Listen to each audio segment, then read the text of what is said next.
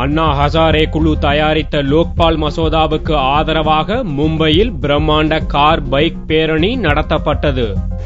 உயர்மட்டத்தில் நடக்கும் ஊழலை ஒழிப்பதற்கான லோக்பால் மசோதாவுக்கு அண்மையில் மத்திய அமைச்சரவை ஒப்புதல் அளித்தது. அதைத் தொடர்ந்து ஆகஸ்ட் 4ஆம் தேதி பார்லிமெண்டிலும் தாக்கல் செய்யப்பட்டது.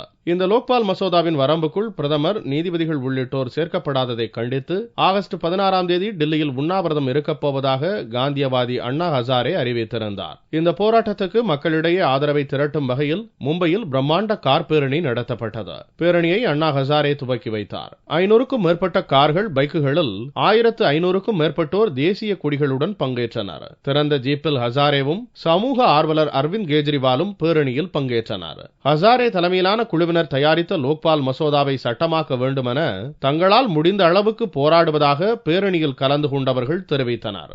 देखो, सरकार के ऊपर में जितना वजन डाल सकते हैं वो डाल रहे हैं. जनता अपने साथ में है तो शासन कुछ नहीं करता. उन्होंने तो ये परमिशन भी नाकार दी थी, लेकिन अभी जब जनता है तो कुछ नहीं कोई कर सकता.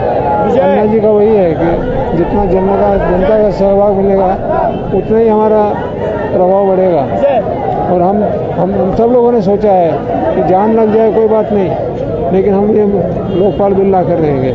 தாதர் கிழக்கு பகுதியிலிருந்து புறப்பட்டு தெற்கு மும்பையில் உள்ள ஆசாத் மைதானம் வரையில் நடந்த இந்த பேரணியில் மும்பையில் பிரசித்தி பெற்ற டப்பாவாலாக்கள், கல்லூரி மாணவர்களும் பங்கு கொண்டனர்.